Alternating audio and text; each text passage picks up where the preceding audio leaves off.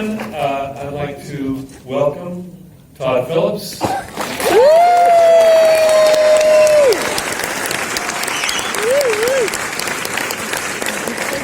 Hello. Thank you for showing up. Oh my God, did he sit through the whole movie? She likes the underdog tale. Oh, good. So how many of you have seen the film before? See, that's, Oh, wow. That's a statement. Yeah. An amazing statement. And, Wow. you know, tonight, the wonderful thing about the DGA, first of all, we didn't cut the credits, although you should have kept the lights down. Yeah, that was ridiculous. But I want to talk about this film. I've seen it twice today because it's an extraordinary piece of work, and I think the other thing I want to talk about is the reaction to it, which is truly extraordinary. But let's just start at the very beginning, conception. Who conceived it? Why? What did you have in mind? I conceived it. I conceived of this idea of, I literally, to be very specific, I conceived of it on Hollywood Boulevard outside the Chinese Theater. My previous movie was playing. It was called War Dogs with Jonah Hill and Miles Teller. But I was out there, when you have a movie and you kind of know it's not necessarily going to set the world on fire, and we're at the premiere, and I never sit through the premieres, I have too much stress.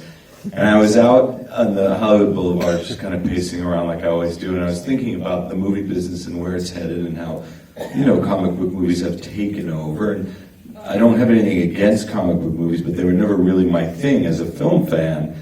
And I just was staring at a billboard for a comic book movie that was across the street, and I was thinking, boy, that really is where the business is headed. Do they all have to be like that? And maybe you can do it a different way. And I was thinking about the movies I grew up loving, the movies of the 70s, Scorsese, obviously, Sidney Lumet, and thinking, what if you did one of those movies like that? And it really just started there.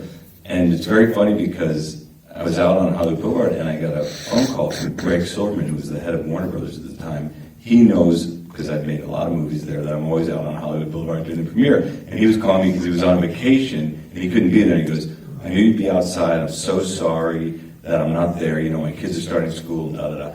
And I go, hey, Greg, I have this idea. And I pitched it to him on the phone. And he goes, I love it. You should, I love that. You should tell Kevin about it. Kevin also was the head of Warner's, Kevin Sujar. And by the time Kevin came out of the premiere, he goes, Greg's been texting me about this thing, tell me about it. And we rode over to the party in his car, and I kind of pitched it to him in the car, and I hadn't had it figured out. It wasn't this movie, but it was the idea of taking that genre and kind of, doing a deep dive character study in that genre of Joker. And that was really how it started. And I haven't really told that story, but that's literally... It's amazing, but also a little bit of background, too. That's a wonderful story, and it is absolutely true. But don't think that as a filmmaker, it happens that easily. No, it got much more complicated. Right, well then, yes, it did. So they got really excited about the idea of it, and they said, okay, why don't you go off and write it, and so we can see it. And I called up my friend Scott Silver, who's a great writer, and I told him the idea. And we basically moved to New York, and we just started writing this movie. A year later, we hand in the script, and as a lot of us know out here, studios, regimes change quickly sometimes. So everybody that I had told the movie about was now not there anymore. And we're handing a script into new people. Not that it was bad, it just was like, what is this, and why now, and So we had to then convince the new regime, now we had a script. And that took longer. But I get it. And quite frankly, like hearing it at a party versus reading it, because what they read was similar to this, it's a bold swing for a movie studio to take really their crown jewels, which is their IP, which for Warner Brothers, DC is a huge part of that, and do what we wanted to do. So it took a while to convince and push it. Filmmaking is always those last 5 yards. I always say that to people. Anybody could get it down the field. Making a movie is about those last 5 yards, and those last 5 yards were a grind. I think the fascinating thing about this is, and it is, this is so dark. This movie is so amazingly dark. And, movie studios, they want the lift. They want all that. So the fact that you were able to convince them. Well, it's interesting because they had a run of some of the darker stuff. I thought what Zack Snyder was doing was really interesting with Batman versus Superman and the direction he had brought it in. But it wasn't necessarily connecting the way they wanted to, so they actually started to change and shift a little. And Wonder Woman, which was a huge success and great movie, and Shazam that was being shot at that time when we were trying to get this made, seemed to be more the direction, and this definitely fed in the other direction. So it made it doubly hard, but I think a key, as you know, and as a lot of directors in here knows, you keep it manageable, the money, the cost of it, which was always the pitch. The thing I pitched them out on Hollywood Boulevard was like, let's do, the independent versions of these movies. I mean, my whole pitch was like, start another label called DC Black. I compared it to like what Sub Pop was to Universal Music in the 90s. Like, we'll do this little label over here and we'll get filmmakers that don't want to be defined by these movies that already existed to come in and do these really personal character stripped down character studies. No CG, no CGI, no spandex, like these real movies. So, it's amazing that when you deal with this genre, which is a IP, you've got the superhero movies and you've got the Batmans and they all come before. So realizing that where it was very subversive what you were going for. Yeah, and at the same time, you have set up the beginning of the relationship. There's Bruce Wayne, right? And it isn't any darker than that. Right. In a way, it defines why he is who he is. Well, yeah, certainly in this version. To me, that was one of the most interesting things. We started out as a origin story of a villain, but it kind of ends as the origin story of Batman. But this Batman, the Batman that grew up in this Gotham, that was my whole reason about this DC Black idea, which, by the way, they didn't agree to, and that's fine, we did one movie. But they were like, calm down, you're not starting a label here, but we can do one movie. So it's a very different, I think, this Batman, if you were to do a Batman movie in this world, he's a very different Batman who grew up in this world where the Waynes aren't held to a really, they're kind of worshipped and they're a great family. We just had a very different take on the whole thing. Absolutely. I want to get into this because you see a movie like this that is incredibly dark. You have a vision and you held to that vision beautifully. It's an extraordinary thing to see. But the thing that, to me, that I just can't fathom is how successful it's been. I mean, and I don't mean that to say that this isn't a great film, but let's face it, films that are out there that are cotton candy, make billions of dollars. This film has passed $1 billion. Yes, deserves it. It's not just in the United States, it's international. Yeah. So in a way, you tapped something that is the consciousness of not just the country, but the world. What do you think? How do you explain it? That's a hard thing. We didn't expect it to do that, but we did think thematically we were tapping into something that I think is an across the board thing. I also think people kind of get tired of having processed food that's already kind of easy to go down, and I think we kind of, in the movie business, we're guilty of doing it because, well, it works. This is what they want, and I think that it's okay sometimes to challenge that idea, but I think thematically, you keep using the word dark. It's a dark movie. It's a dark movie. It is dark. It's dark in its approach, but really to me, what the movie's essentially about is the power of kindness. It's just told in a really dark world. And I think that's the thing that's really, people have really responded to. It's funny because I had a kind of round table with the director of the Mr. Rogers movie, which is fantastic. If you haven't seen it. And I don't actually find the movies that opposite. They're movies about the power of kindness. Ours is just told in an entirely different way. And so I think thematically, there's a lot going on in this movie. I think, income divide, that's everywhere in the world. I mean, you see it, there's protests all over the world, and a lot of them have been using Joker symbolically, which is scary, but also I get it. There's a lot of things this taps into, whether it's social services, mental health. It's, this movie's about a lot of things. It's about, like I said, the power of kindness. It's about the loss of compassion across the world and what that does to a society. It's about childhood trauma. I mean, this movie's also an argument to me for universal health care. All these things are sort of couched in this dark movie. And people have always said, well, I think the negative people have said, oh, the movie's really nihilistic. And I always think that's a way of kind of dismissing the film. I think it's actually not nihilistic, but it's about the consequences of a nihilistic society, which is an entirely different thing. And I think people are ready to sort of see that. I think clearly. I mean, you see that response, you tapped into something. Now, we've all kind of read the easy rap here is, he's, and you started it by saying, I looked at those films from the 70s. They had an effect on me, and I'd like to try to, move in that area. But, they then say, it's just Taxi Driver, regurgitated, which is bullshit, I mean, pardon me, but it's a wonderful film, and Marty's a wonderful director. But remember, that was the concept of Paul Schrader's. It was an original screenplay that started there. And, I see so many influences in this. I mean, and let's forget the 70s. Go back to Metropolis and go to Dr. Mabuse, where there is a world order. Yeah. And it is changing the nature of what people feel. And then you look, Clockwork Orange. Right. You look at so many films visually. There's an homage here to Seven, and I see Seven. I see I see Seven, and I see the Fight Club too. Just in terms of that color. I'll take Fincher any day. Yeah. They're great, but going beyond that, there are Serpico. Yes. Lumet. I mean, even like One Flew Over the Cuckoo's Nest. Exactly. There's a thing network about, is a little bit in there. Society that is gone amok.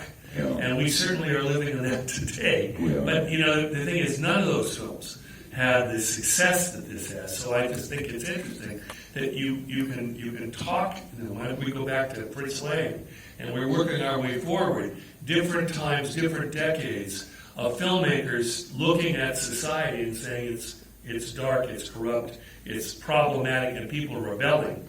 And you've done it again. Mm-hmm. So I just want to mention that bringing forward. It's not, it's funny because it's not one film, and as much as I love Marty and those movies, we were always more inspired by that time of movies. But really, where it really started, I love that you brought up Metropolis, which is definitely about income inequality and also the power of kindness in the heart. But really, where it all started was with another silent film, which was The Man Who Laughs, and that, if you've ever seen that movie. That was our first inspiration, and we looked at that, and then we realized that that movie, which we didn't know at the time, was actually the inspiration for the original comic writers on Joker, which was crazy as we discovered it like a week after we thought, oh my God, there's this link. But, it's funny where you get your inspirations from. But when I talk about the 70s, it was more about this idea of character studies and how do you get them made nowadays. Not that they aren't made. There Will Be Blood is one of the greatest character studies of the last 20 years. The Social Network is a great character study. But it's fewer and further between than in the 70s, where you were able to do these movies because they didn't have to make the kind of money movies have to make now to stay in the theaters and cut through the noise. There was a little bit about that too. It was like, that's going back to War Dogs. It's like, I thought we made a good movie, but you can't cut through the noise nowadays. There's so much between streaming and content and so many things for people to see. Movies in theaters have to really cut through all that, cut through the fog, so to speak. So that's a little bit of also where it came from. I think there's another interesting thing here. Todd, came onto the scene directing comedies. With old school.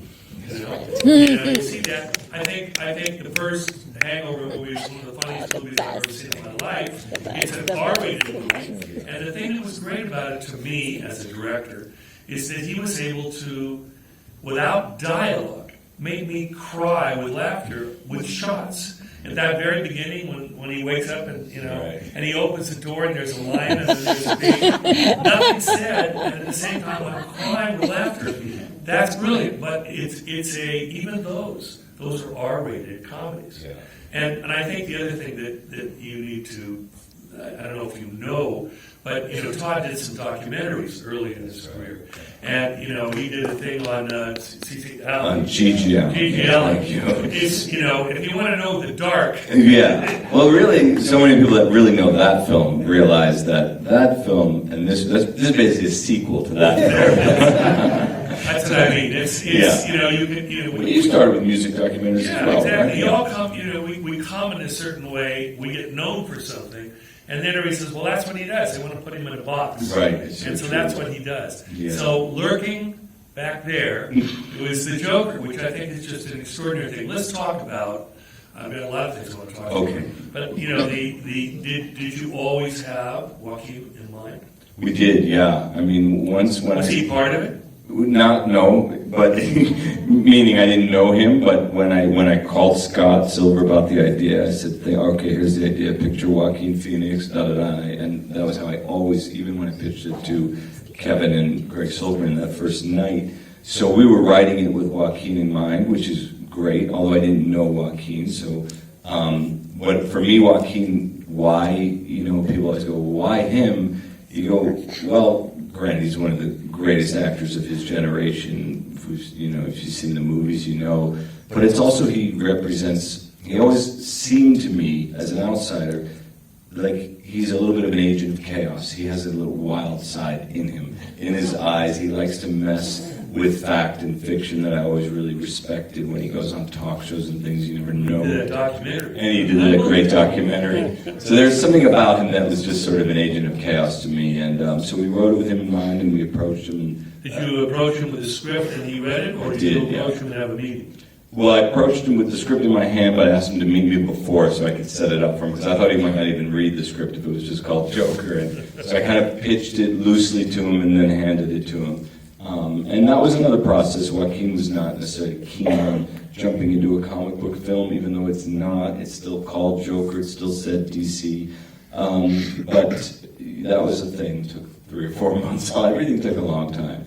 But eventually, he obviously signed on. Eventually, he committed. Yeah, he did. Extraordinarily committed. I mean, so But I always say he never really committed. One day he just showed up into wardrobe fitting. I was like, they're like, he's here. I'm like, he's here. But I mean, committed on camera. He did He commit. committed. Yeah. And that relationship of director and actor there, because it's your camera is on him and allows him to create all these moments. Yeah. It's very operatic.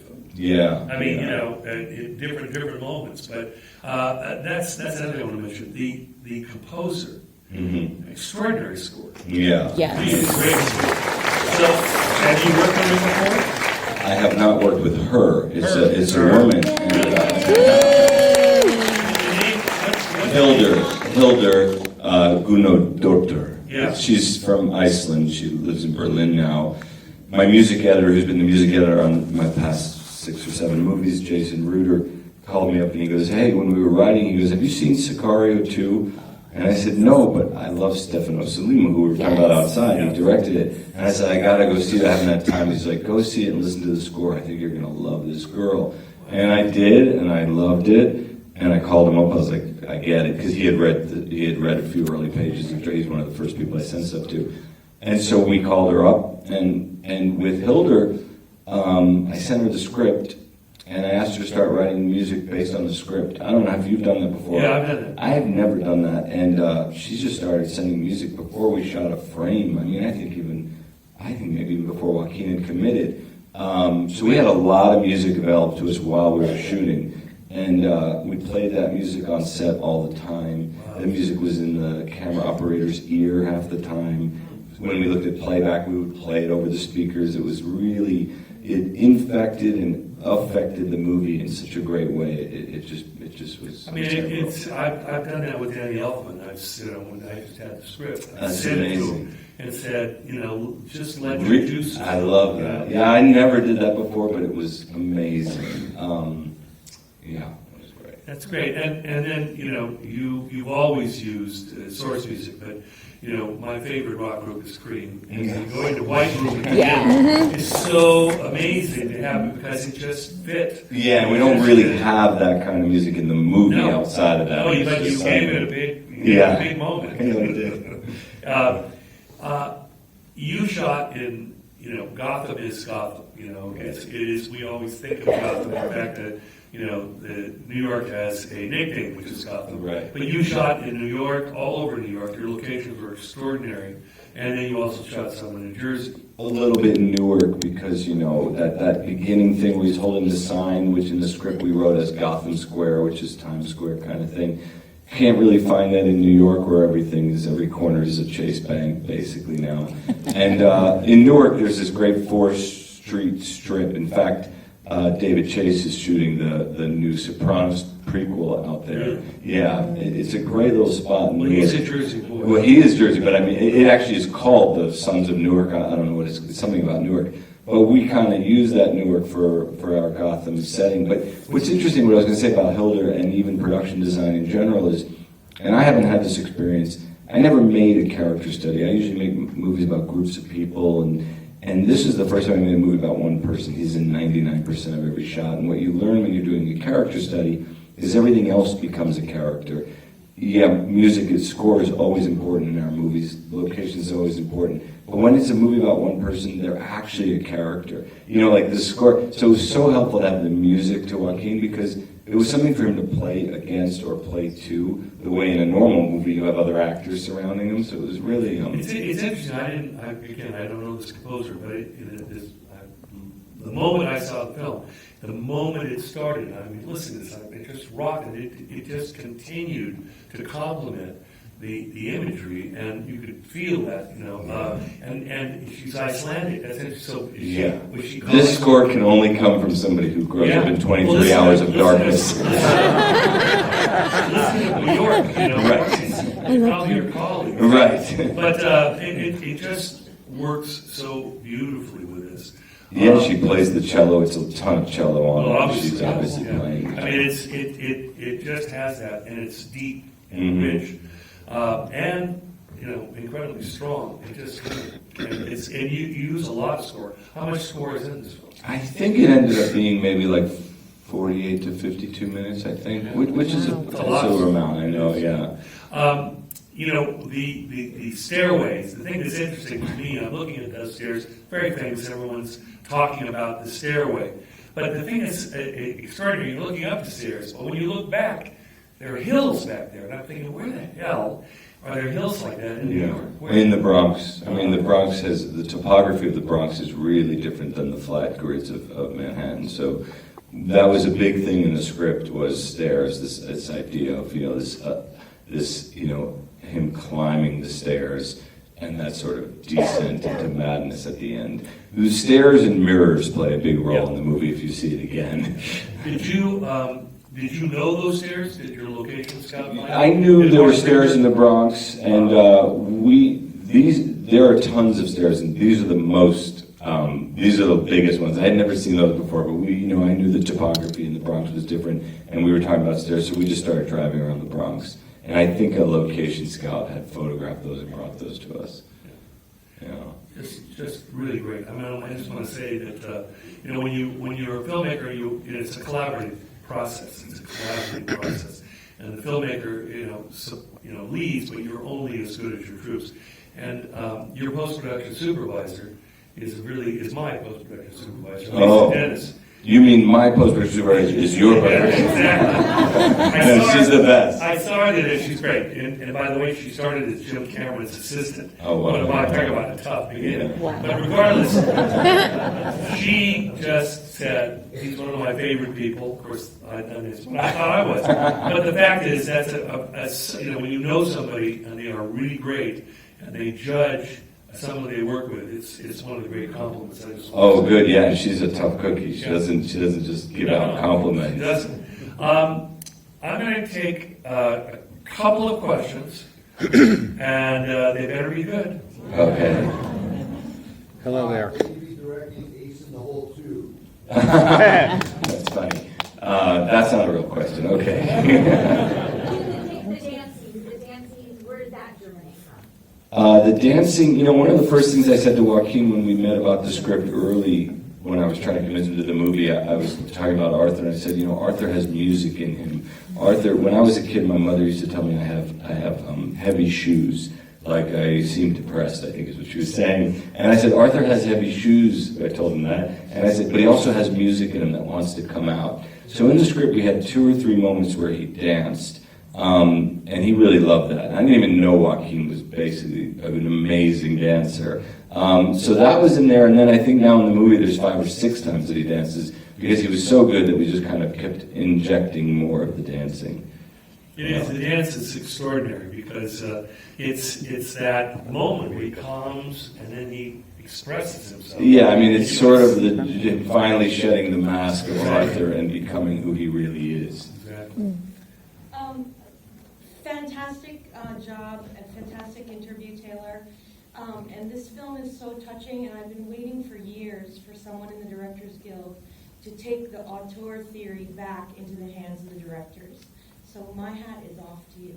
Well, I think it's been done a lot, No, but don't- maybe not in this I space. don't feel lately it has. Oh, and I do. I just hope you get the DGA award. Oh, wow, thank But you. beyond that, in this film, what is making this film so personal? Were you a stand-up comedian? Is this like Andy Kaufman? Like, what is making this? What do you love about Joker as a human being?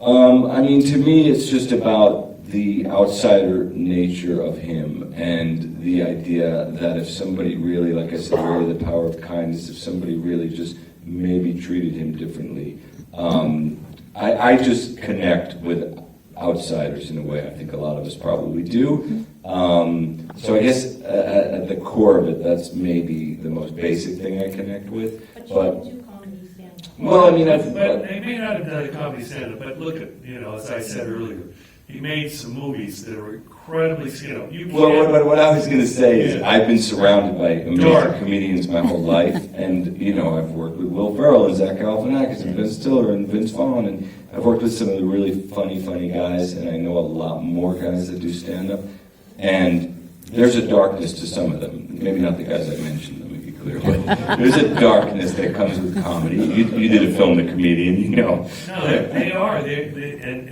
I was just going to say that, what Todd did was he made really successful, very funny movies.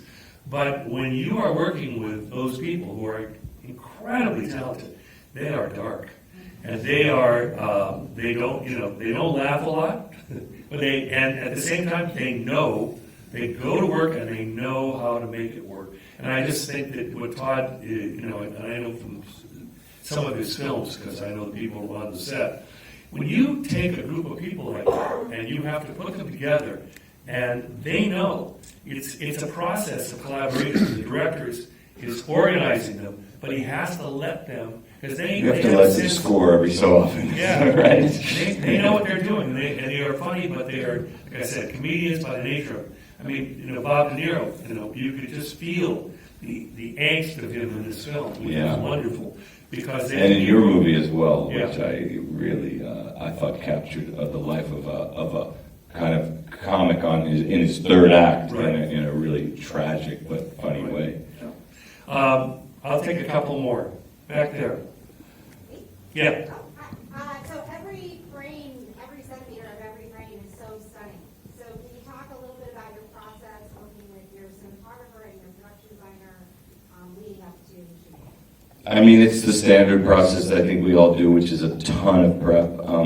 Maybe it's not standard. I always start the production designer really early. I think I started Mark Friedberg 6 months before we started shooting.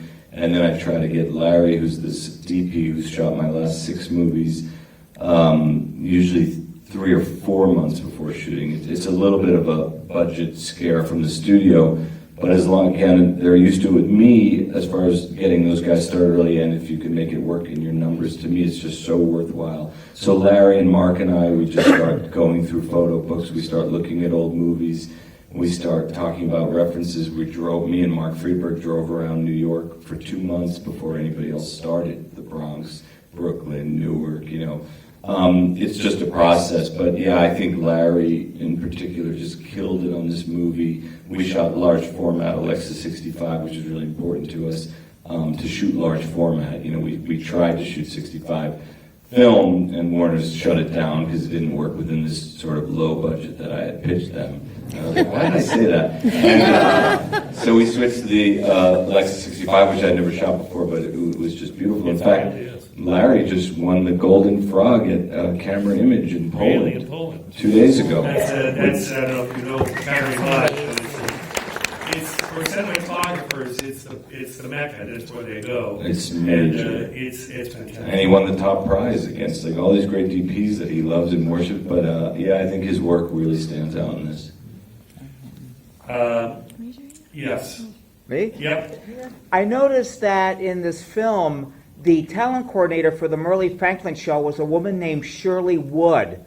Shirley Wood was actually the talent coordinator for The Tonight Show in the 70s and 80s. Is that a coincidence? No, you know, I think we might have. Sometimes we look things up and we're like, and then sometimes it ends up in the script and we're like, oh, we should change that. So I don't remember that, but I bet you that's not a coincidence. Like sometimes we mean to change something and then we forget. Is that bad, you think? Right in the middle. I don't remember. No, right here. Yeah. Yeah, I just have a question about the scene, brilliant film, by the way. Thank you. About the scene when he kills the guy and the little person, the reaction of the little person. Yeah. Who's very funny. I'm not sure he's supposed to.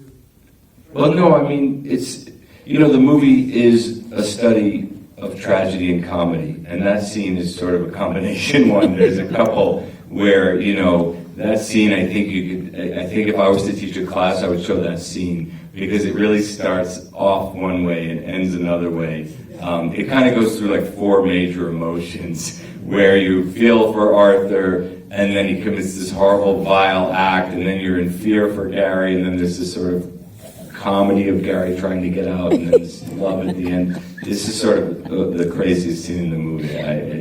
Yeah. I mean, I think that one of the things that which I don't know if this is it's my perception, but you know, from all the way through, you know, Arthur is he's a victim at the beginning. He is someone who's looking for love. He's looking for straight. Yeah, he's looking for straight, you know, common dignity, reaction, and he keeps getting stomped on. And I think that's one of the keys here, is that with all the horrible things that happen, he in fact is reacting, and is a persecuted, individual. Mm-hmm. The people that he goes after, in most instances, are pretty, outrageously bad. Yeah, and really all of them. In all the instances of anybody he kills, there's somebody that, in his mind, fucked him over in some way. You know. But I think That's why he lets the little guy, Lee Gill is the actor's name, go. Yeah, it's love at the end. He was the only guy that treated him well. But I think, let's go back to that second question I asked. And again, it's not an attack. I love the fact that a dark movie like this was made. I love the fact that and remember, Todd has done a lot of very, very successful movies. So, the people at the studio, when you've made them that much money, kind of feel, he wants to do this dark thing, I don't know, I guess we should let him, because he did amass a lot of dough. He didn't just walk in off the street. But the fact is that he did, and I know, by the way, interesting thing about Warner Brothers, you know how much they believed in this movie? They sold half of it off. They did. Well, I mean, they did. But that's not abnormal. They take financial partners.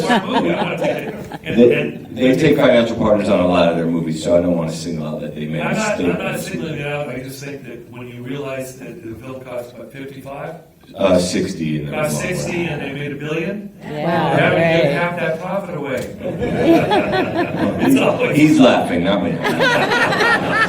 it's always interesting in that instance. Only because, from filmmakers' point of view, they have a vision. He had a vision. He sold the vision. He had a difficult time as the regimes changed, getting it up there. It's about filmmakers pushing we're the Directors Guild, right? Right. I'm a believer, but you push and push and push, and everyone's saying no, no, no. And then, of course, when it works, they're going, yeah, it was my idea. It was his idea, and I think we owe him a huge applause.